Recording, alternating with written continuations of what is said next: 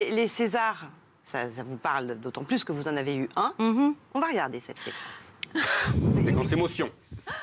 Je voudrais dédier ce César à ma mère et à travers elle à toutes les femmes vigilantes, combatives, dignes et anonymes qui font changer et avancer le monde. Et je viens juste dire à mon père qu'il a certainement gagné ses ailes d'ange gardien pour l'éternité. Merci beaucoup, monsieur le... 98. Vous dites, j'ai du mal à le voir. Pourquoi? Parce que ça vous émeut toujours? Mon père est mort une semaine avant la sortie de Marius et Jeannette. Voilà pourquoi je dis ça. Donc c'est effectivement toujours pour moi difficile de voir ça. Et puis, je suis une vraie pintade, quoi, voilà. Alors, c'est très étonnant que vous le disiez, parce qu'au contraire, le discours que vous tenez, on le tient encore aujourd'hui, mais il était de puissance rare, donc je ne vois pas trop où est la pintade là-dedans. Non, c'est moi, j'ai toujours du mal à me voir, c'est tout. Parce que c'était il y a une vingtaine d'années, en plus, ça, si je me trompe pas. Aujourd'hui, c'est ça? Comment? Vous dites, je ferais mieux aujourd'hui? Non, je crois pas. En fait, vous savez, c'est-à-dire, ce qu'il faut savoir, c'est que moi, je suis arrivée là très tranquille, hein. J'étais persuadée que je ne l'aurais pas. Donc j'ai été extrêmement surprise. Et si vous voulez, ça a été un basculement de ma vie. On vous a rien dit? Ah non, je ne savais rien du tout. Non, on prévient pas. Non, mais on ne sait pas. César, l'enveloppe est décachée par un huissier. Il y a quand même un huissier. Non, je savais. Non, sincèrement. Je pensais que vous connaissiez tout le monde et tout ça. Non, mais j'ai commencé à connaître les gens à partir de ce moment-là. Ah oui. Vous voyez. Mais c'était un très grand choc, un très beau choc. Hein. Mais tout a basculé. Et c'était rigolo parce qu'on me disait, mais votre robe, elle est de chez qui? Et c'était la tante de ma voisine qui avait fait la robe. Vous voyez, donc, je ne savais pas qu'on pouvait se faire prêter des robes ou des machins comme ça. Je ne savais rien. Donc je suis arrivée comme ça, quoi. Alors cette date des Césars, c'est mi-mars. Mi-mars, c'était la date du confinement il y a un an tout juste. C'est là où vous avez commencé à écrire ces lettres. Vous avez choisi de les adresser justement à votre père. Pourquoi? Parce que mon père n'était plus vivant. Parce que je ne pouvais pas écrire ça à des gens qui étaient en train de vivre la même chose que moi. Parce que de toute façon, ils m'auraient dit, bah oui, ça va, je sais, quoi. Je suis là, moi aussi, en train de ramer. Mais il fallait que je parle à quelqu'un, et en plus, quelqu'un qui ne pourrait pas me répondre. Mon père ne pouvait pas me répondre, parce qu'il était mort. Mais par contre, je vis beaucoup avec les fantômes. Vous voyez, moi, j'aime beaucoup les fantômes. Ça ne me fait pas peur du tout. Et donc, voilà, j'ai commencé. Et en fait, vraiment, j'ai fait ça... Parce que j'ai commencé, vous savez, j'ai écrit sur mon téléphone. J'ai pas écrit, voilà, j'ai écrit sur mon téléphone dans ma chambre, comme ça, un jour sur deux. Ça m'aidait à passer les journées. Voilà. Et voilà. Est-ce que pendant cette écriture, puisque vous croyez aux fantômes, vous avez eu à certains moments ce que, en psychanalyse chez Jung, on appelle des synchronicités, c'est-à-dire des signes que le présent vous envoie, comme si, tiens, aujourd'hui j'ai parlé de ça, et puis je suis sortie dans la rue, j'ai vu ça, mon père a dû m'envoyer un signe. Mais en fait, vous savez, c'est parti d'une première lettre qu'on m'a demandé d'écrire. En fait, à la radio. À la radio. Et à la radio, il s'est passé quelque chose dans la rue. J'en étais sûre. Il s'est passé quelque chose dans la rue que j'ai vécu et j'ai raconté la lettre qu'on m'avait demandée, j'ai raconté ça. Et à partir de là, je me suis dit, bon, ben, je m'étais rendu compte que ça m'avait fait du bien de faire ça, donc j'ai décidé d'écrire comme ça. Et effectivement, je passais mon temps à écouter les bruits de la rue, parce que, je ne sais pas si vous vous rappelez, les bruits de la rue n'étaient pas du tout les mêmes. Ouais, c'est vrai. La ville n'avait pas du tout le même son, et moi je suis très sensible au son de la ville, parce que je suis une urbaine complètement. Et voilà, je me suis mise à lui raconter ça, et puis cette espèce de beau temps qui m'énervait absolument. Il n'arrêtait pas de faire beau, quoi. La nature nous narguait, la nature nous donnait... C'est ça, la nature reprenait ses droits. Me disait, mais tu vois bien, regarde, t'es enfermé, pendant que t'es enfermé, au moins je respire, quoi. J'avais entendu que la terre ne tremblait plus. Je ne savais pas que nous, on faisait trembler la terre. C'est des trucs comme ça qui m'ont vachement secouée. Vous levez le voile sur vous, sur vos aspirations, sur vos peurs, sur une certaine intimité. Ça a changé, ça, parce que vous étiez plutôt discrète. Est-ce que vous avez parce que je ne pensais pas que ça deviendrait un livre. Mais oui, comme c'est devenu un livre, alors du coup... Du coup, je me suis dit, quand le Seuil m'a appelé, parce qu'ils avaient entendu la lettre sur France Inter, ils m'ont demandé, est-ce que vous ne voulez pas la développer? J'ai dit, non, je ne veux pas la développer, mais ils m'ont dit, est-ce que vous écrivez autre chose? Et comme ça, j'ai dit, j'écris à mon père, qui est mort. Alors, ils m'ont m'ont dit, mais comment... Ils se sont dit, ça y est, elle est un peu... Ça y est, on l'a perdu, Ariane. Et puis, à partir de là, ils m'ont dit, est-ce que vous voulez nous en envoyer? Je sais pas, j'ai dit oui. Mais vous n'avez pas craint comme ça de vous dévoiler, vous qui étiez relativement pudique et discrète, vous n'êtes pas dit, après parution, quand même... Non, je pense que les gens continueront à me respecter et je continuerai à me taire. Vous voyez ce que je veux dire? C'est-à-dire, ce que je raconte, c'est pas... Bien sûr, c'est moi, le fait que j'allais devenir grand-mère et qu'aujourd'hui j'ai un petit-fils absolument magnifique.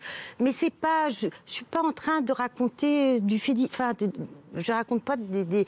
Non, vous dévoilez rien de l'intimité de votre vie de famille. Voilà, mais juste, c'est mes questionnements. Et puis, il y a ce papa donc, à qui vous écrivez, qui était un passionné de théâtre, de cinéma aussi. Alors, je sais pas, ce serait bien qu'on voit la photo que vous mettez tout à la fin du livre, qui est une photo extrêmement touchante, où il vous donne la direction. C'est lui, finalement. En fait, on jouait un spectacle ensemble, et, parce que mon père a décidé très vite que je devais jouer.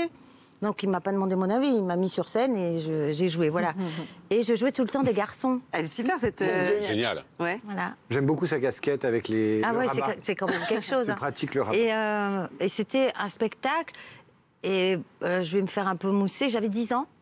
Et c'était le concours national du théâtre amateur, et j'ai eu le prix d'interprétation. Voilà. Ça partait bien. Et depuis, je cherche à retrouver la liberté que j'avais quand je jouais. Pourquoi vous avez le sentiment d'être moins libre désormais? Oui, parce qu'à 10 ans, je n'avais pas la conscience de ce que je faisais. Moi, je continuais à faire comme j'étais dans la cour de la récréation. Ouais. Après, vous grandissez et vous vous dites, il faut que ça marche, il faut que ça soit bien, il faut que... Voilà, je m'en foutais. Est-ce que malgré le confinement et tous les interdits de cinéma, interdits de salle, interdits de théâtre, vous avez eu la tentation du happening dehors?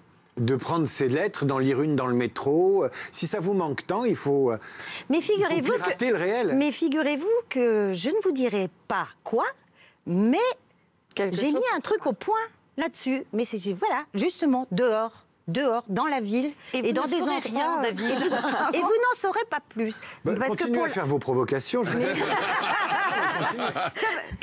qu'on écoute une musique qui devrait vous parler de votre enfance.